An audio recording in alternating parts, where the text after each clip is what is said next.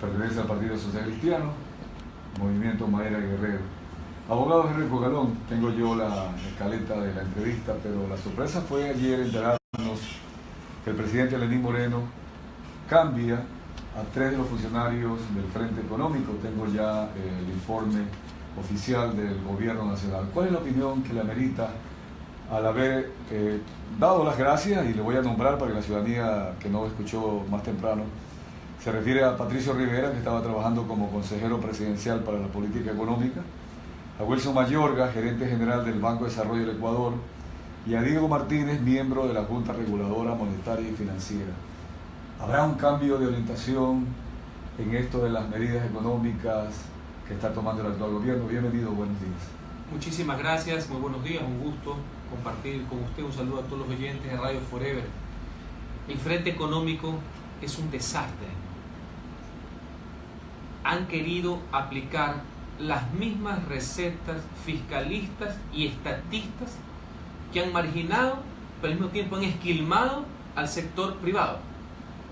Quieren seguir aplicando una fiebre impuestera que lo único que conlleva es reprimir la inversión, golpear el comercio, el consumo, el empleo y a la larga la misma recaudación.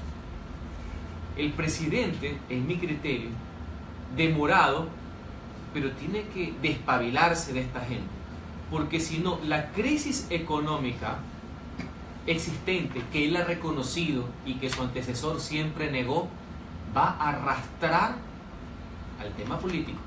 La política es la consecuencia de lo económico, no es al revés.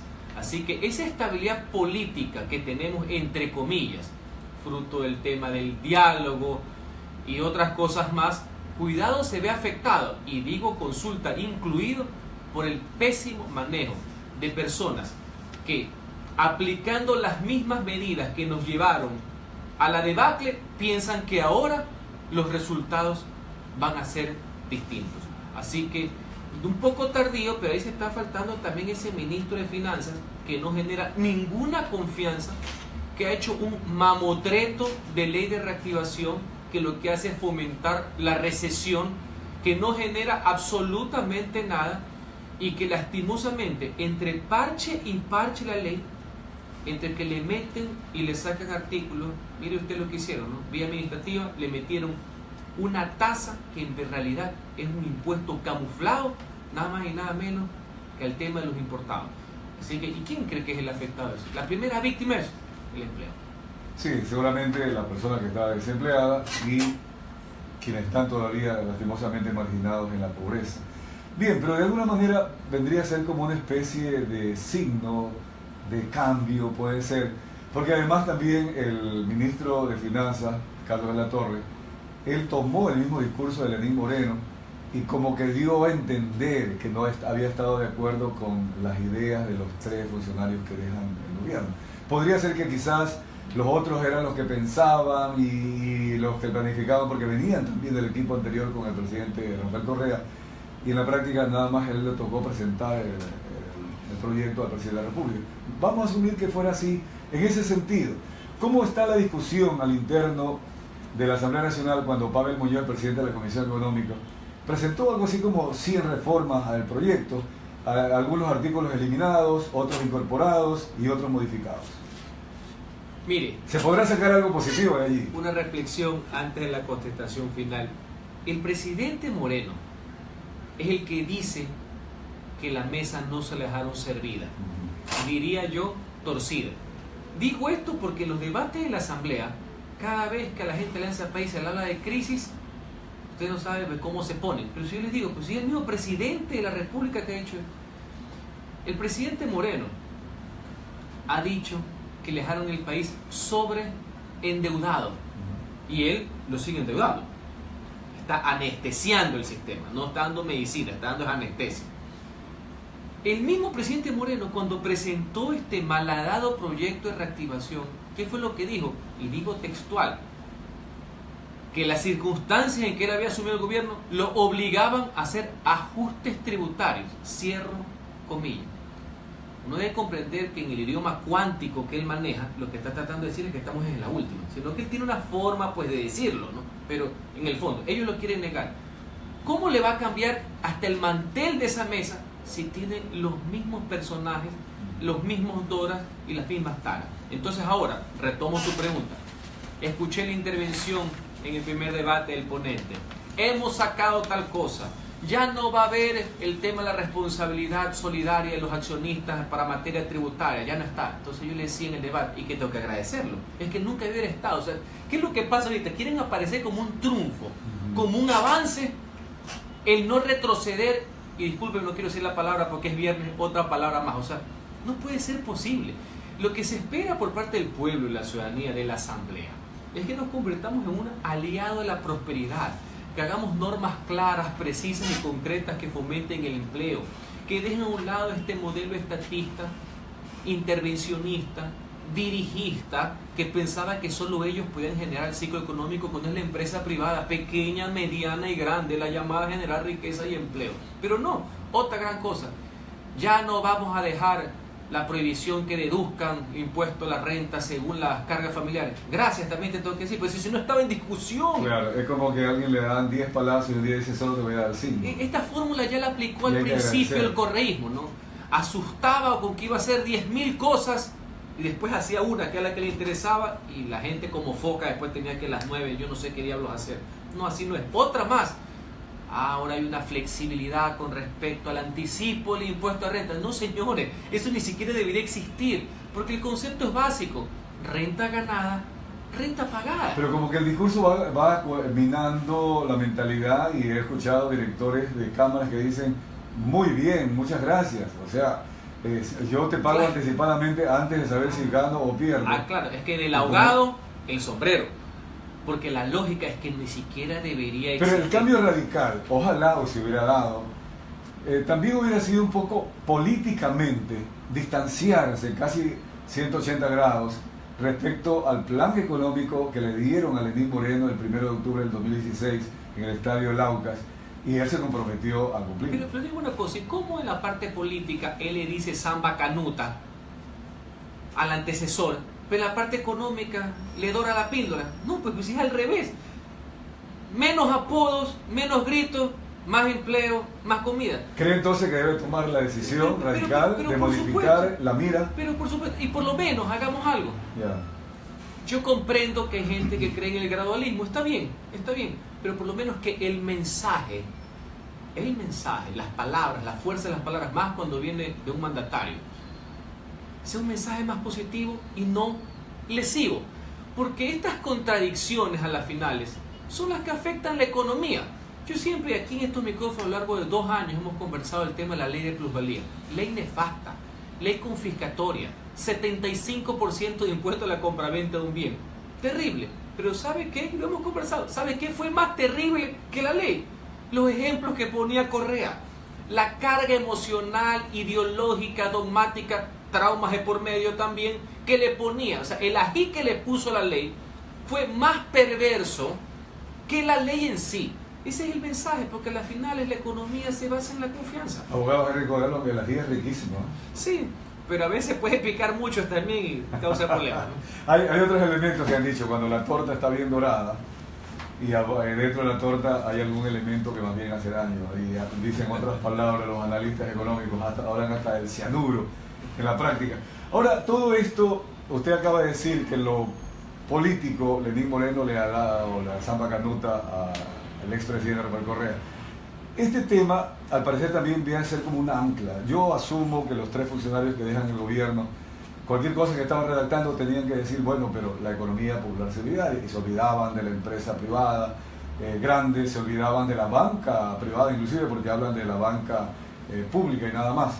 Ante esto todavía pues hay un origen, hay un ADN posiblemente político de Lenín Moreno, que en la práctica como que tendría que romperlo. ¿Cree usted que es factible también desde lo político, ya no lo económico? Hay que ir a lo pragmático. Póngale el rótulo y la etiqueta que fuere. Vamos a lo que funciona, a lo que impera el sentido común. Voy a poner otro ejemplo. Que veo también que han bajado las revoluciones. Me parece bien. Por proteger la dolarización, por así decirlo, porque les preocupa el dólar, el tema del circulante, del billete, en vez de incentivar el tema de dinero electrónico con cuestiones positivas, resulta ser que quieren condenar el uso del efectivo. Una vez más, el mensaje más complejo que el artículo. Entonces ya no era 4.000, ahora es 5.000, y ayer le escuché al ministro que puede ser que ya no sea 5.000 y que lo bajen. Están en un guingiringongo, por así decirlo. Miren. No, a lo mejor lo eliminan. Pero mire todo lo que pasó en el interín, el desgaste que produce ponerse a discutir lo que no está en discusión. La mala expectativa. Y le voy a poner un ejemplo. ¿Usted cree que algún dedo tecnocrático va a poder influir o tratar de justificar que le metan la mano al bolsillo de la gente? No. La dolarización se defiende sola porque se basa en un intangible, que es la confianza.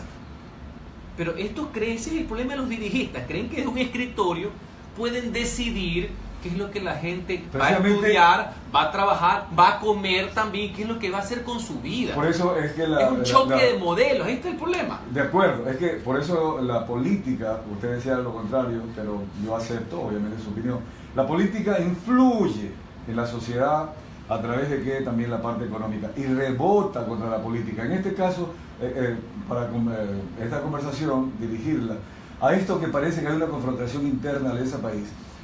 Y no es que parece, va a haber hasta 2 convenciones, aparentemente hay 2 directivas. ¿Influirá esto? Porque yo le he escuchado a usted que muchas veces Alianza País como que creyó que comenzaba el país, yo digo en otras palabras, comenzaba y terminaba el país en Alianza País. Esta situación hay que superarla, pero creo que internamente no solo es un problema de Alianza País, sino también del país. ¿Opina usted algo al respecto? Complemento una reflexión suya, tiene razón, en el deber ser lo conceptual, la política está por encima de la economía, porque uno establece la que toma las medidas y decide. Ese es en el deber ser. En el ser, el estómago manda sobre los conceptos políticos, porque la economía, cuando hay negativo, lastimosamente, cuando hay una crisis económica, arrastra la parte ¿Cómo ve política. el pueblo hoy que viene el expresidente Rafael Correa? ¿Ya cree que el pueblo esté enterado de lo que estamos viviendo en la economía como herencia? Mire, el regreso del expresidente Correa es un problema de sus partidarios. No del Ecuador. No del Ecuador, porque lo normal para un país y para un pueblo es que un expresidente viva en su país, reciba los elogios y los agradecimientos de los que creen que han hecho bien y reciba las críticas dentro del marco democrático de los que no están de acuerdo con su gestión. Eso es lo normal en cualquier país del mundo. Aquí, en la teoría de los grandes ausentes, me explico, que es vieja, a lo largo de la historia del Ecuador, todo lo vemos como anormal. Pero ¿dónde nace eso? Y recojo sus palabras y las complemento. Lo que pasa es que estos señores de Alianza País, que deliberadamente confundieron el partido, el gobierno, el Estado y el caudillo, creen que los problemas de ellos son los problemas del pueblo. Grasa equivocación. El pueblo tiene ahorita otro problema. Pero para la gobernabilidad es Para la gobernabilidad es terrible. supere. ¿Sabe por qué? Y fíjese, tú, hombre, que le gusta la historia al igual que yo. Todos los presidentes, Febre Cordero, Boris Hurtado, ¿sabe qué es lo que hacían cuando asumían el poder? Hacían una declaración fáctica. Que los partidos los liberen de la disciplina partidista. Me explico, porque se entiende que cuando se está en el poder Es para todos. tiene que gobernar para todos, más allá que hay un legítimo interés político que sus ideas y el partido que las represente vaya adelante. Es normal, no hay que verlo mal. Pero la liberación de la disciplina partidista es que yo tengo que velar por el interés general y no por el interés particular. Acá resulta ser que tienen atravesado el país con la cantaleta de quién tiene el puesto de A y quién tiene el puesto de B, y todo esto, valga la aclaración, por la parafernalia del sector público, porque cada vez que se reúnen en los hoteles de ciertas ciudades, uno ve 500 carros del sector público. No, pues señores, por favor, el presidente lo llamo a la cordura. Entiendo que tiene un problema partidista, pero él tiene un problema más grande. Sí. Tiene un problema con el estómago de la gente y el de la consulta popular. Cuidado por estar ahí filosofando sobre el tema partidista y quién se queda con la marca, que parece que esa es la preocupación. Hay otros temas más importantes que son del país y del pueblo. Sí, ahí viene el tema de las confusiones de los conceptos, ¿verdad? Ahora, todo esto nos lleva a lo interno de la Asamblea Nacional en el tema de los juicios políticos. Fracasó la solicitud de juicio político contra Augusto Espinosa. Yo en lo personal me sorprendí que su coidiario Luis Fernando Torres se abstuvo en el CAL de votar para que sí se haga el juicio político, se abstuvo, mientras 5 que hacen mayoría de Alianza País votaron por el no. En el tema de Augusto Espinosa dijo José Serrano que la solicitud no cumplía los requisitos de ley y la documentación y la argumentación no guardaban relación con los casos invocados, es decir, la causa invocada. Luis Fernando Torres habrá dicho, bueno, quizás estoy de acuerdo con José Serrano, por lo menos me abstengo. ¿Cómo fue la realidad? Gracias por permitirme aclarar esa situación. El doctor Torres es un hombre coherente e íntegro y fiel representante de nuestra tendencia del progreso y libertad. ¿Qué es lo que pasó? Esa resolución del CAL era mixta, tenía 2 argumentos. Uno, para variar, el archivar el juicio político al señor exministro Espinosa, ahora asambleísta, que se ha convertido en un deporte para el Consejo de Administración de la Legislatura. Pero también pusieron otra cosa más, justamente para que esta divergencia, el que la Asamblea promueva acciones penales contra cómplices, encubridores y autores de los delitos de abusos sexuales. Entonces la resolución tiene 2 partes. Por eso es que el legislador Torres y el legislador Donoso de Creo no podían votar en contra. Porque la una era positiva. Exactamente. Okay. Si hubieran votado en contra, también hubieran votado en contra de sancionar a los violadores. Por eso razón. lo hicieron así, porque les buscaban después el titular.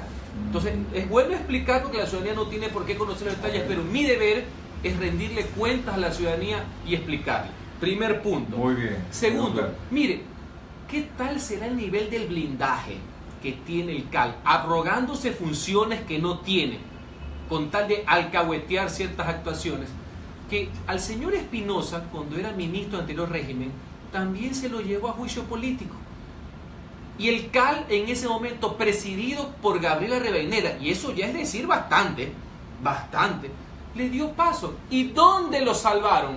En la comisión, en esa época de fiscalización llamada del archivo y ahora del olvido, porque nada llega a la comisión de fiscalización por no haber asegurado las escuelas por el terremoto, que son causales en temas de ministros de Estado, son causales políticas. Claro. No son penales, civiles, administrativas, como las puede hacer la Contraloría, como puede hacer Fiscalía. Eso es lo que estos señores, cuando le da la gana, que se hacen los muy iluminados, los muy brillantes, los muy académicos, los muy graduados, cuando se quieren hacer los sonsos, en la parte política dicen que vayan a la Fiscalía. Y cuando se iban a la Fiscalía, que no han pasado por la Asamblea. Todo para ningunear. Aunque hay una diferencia entre el 129 y, si mal no estoy, para el juzgamiento de los ministros del 130. No es lo mismo juzgar políticamente, que igual es el concepto del control político, a un presidente o vicepresidente que tiene mayores requisitos, pero su génesis es política, que la de un ministro o secretario de Estado, que es por incumplimiento de funciones en genérico. Esa es la sanción política. Peor aún si hubiera indicios de responsabilidad penal. Exacto, que es la consecuencia del juzgamiento político. Aquí estos señores que quieren transgredir siglos de historia de derecho constitucional, quieren que haya una sentencia penal en firme después que la apele el señor Glass, para recién ahí iniciar un juicio político. Mire, ya cuando quieren defender lo indefendible, ni siquiera se pueden ver un espejo para ver qué cara es la que tienen. Sí, hay algo que la ciudadanía que nos está escuchando inclusive le podrá sonar hasta novedoso, pero precisamente de eso se trata, este tipo de entrevistas muy profundas, con la argumentación necesaria, para que las cosas queden claras, ¿no? Acá cuando hemos leído, se abstuvo Fernando Torres de Luis Fernando para votar, pero claro, era porque no había los argumentos legales. Usted lo acaba de explicar, que ahí había 2. Dos resoluciones en una. De acuerdo. Ahora, vamos a esa resolución que finalmente sería lo recatable. Ya se presentó ante la Fiscalía una denuncia por parte de la Asamblea Nacional en 100 casos de funcionarios de educación, que va desde rectores, maestros, directores zonales, etc. Pero no se le incluyó a Augusto Espinosa. Volvemos a lo mismo, a la decisión política, a la responsabilidad penal. Que debió haber sido procesado políticamente, porque nadie ha dicho que el exministro poco más abrió la puerta. No, hay responsabilidades políticas y otros tienen responsabilidades penales. Pero claro, a las autoridades de la Asamblea no les interesa esa parte. Ese es el gran problema y eso causa una decepción en la ciudadanía. ¿Por qué? Porque este tema, esto sí, de los que le interesan a la gente, al pueblo, como es el tema de los abusos sexuales, como es el tema de la drogadicción, como es el tema de la falta de libertad y acceso a estudiar lo que uno quiere, la libertad de decisión. Esos son los temas que le interesan al ciudadano, no lo que ellos quieren poner en agenda. Entonces, hay una profunda preocupación porque el tema evidentemente se ha salido de las manos. Pero yo hacía una reflexión el otro día en la Asamblea Nacional. Por más que quieran coartar, por más que quieran blindar, esto va a irse adelante. ¿Por qué? Porque sin perjuicio de las acciones penales, tanto estas con piola, que ha puesto ciertas autoridades de la Asamblea, como las que van encaminadas por los propios derechos de los familiares, las víctimas, que están en el tema. Aparte de lo penal, más temprano que tarde, van a venir las demandas contra el Estado ecuatoriano, porque muchos de estos abusos y o violaciones se han dado en establecimientos públicos, es decir, regentados por el Ministerio de Educación, es decir, servicios públicos prestados por el Estado. Eso en una demanda en el contencioso administrativo va de cajón, así como en el sistema interamericano de los derechos humanos.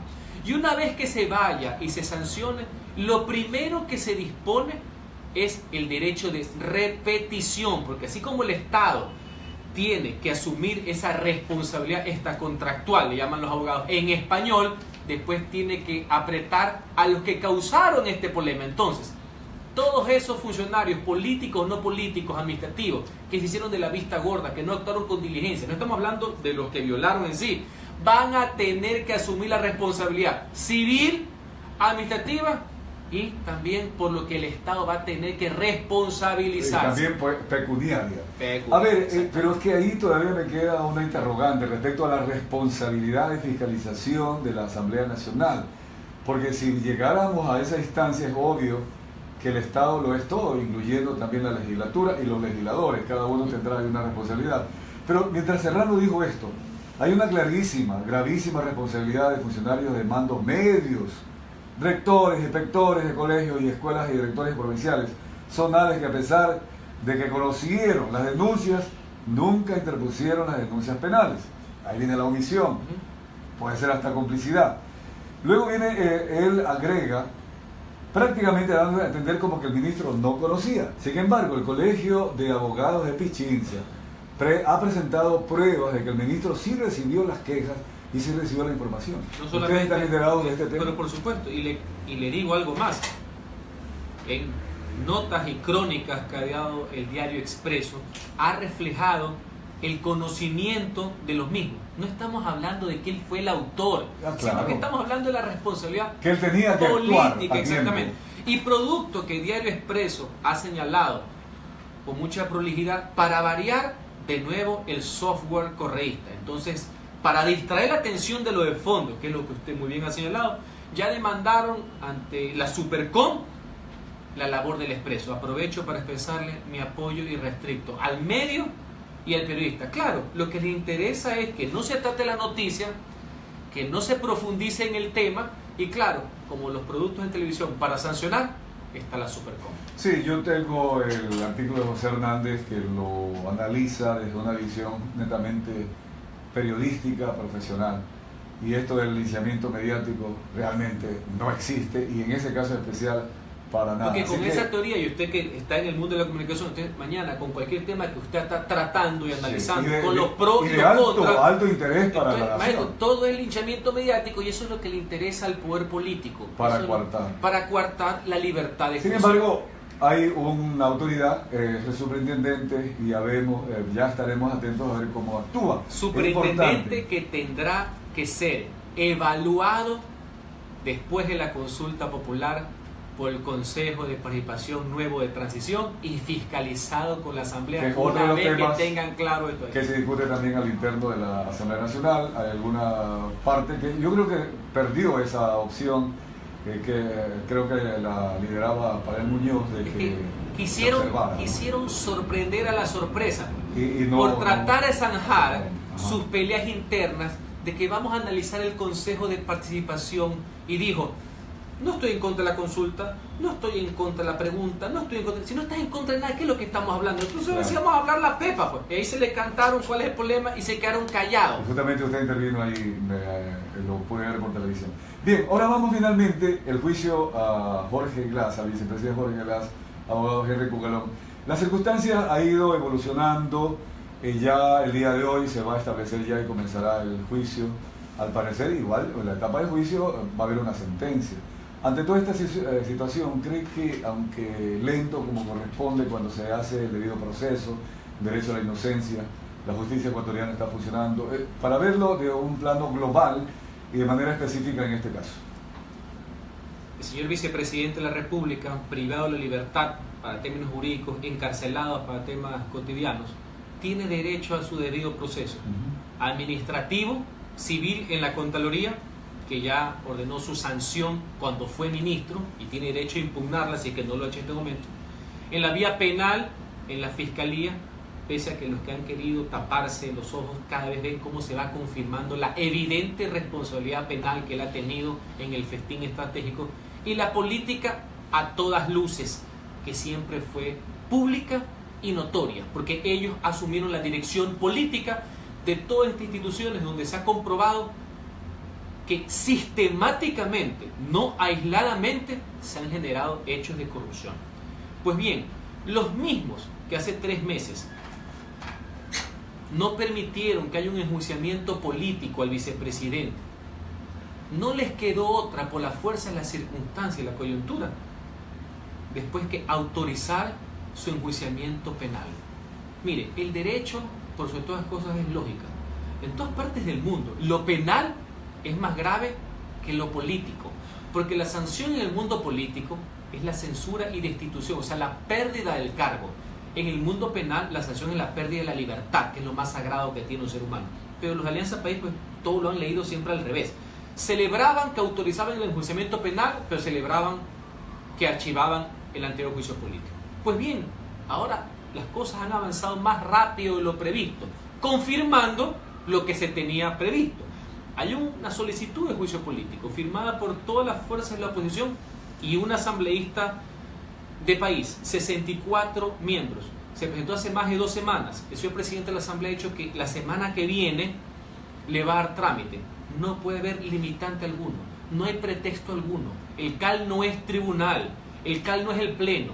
Asuntos de forma tiene que darle paso. Y ahí sí va donde yo creo que va a estar ciertos problemas, y desde ya vamos anunciando que la ciudadanía va a estar pendiente. La Corte Constitucional, la misma que está jugando con fuego, al límite, con los últimos minutos y segundos para el trámite de admisibilidad de la consulta popular, es la que también tiene que dar un informe para el enjuiciamiento político del vicepresidente. Y le digo algo, estimados amigos y queridos oyentes de Radio Forever. Ahí le faltó algo, perdón, el tema del Contralor, que también ya envió informe. Ya envió informe, está en la Asamblea, más allá que eso es como ministro, si estuviera en firme, acarrea 2 años después en el nuevo periodo, pero eso es sujeto inclusive a impugnación en el contencioso administrativo si es que el señor vicepresidente no lo ha hecho ya.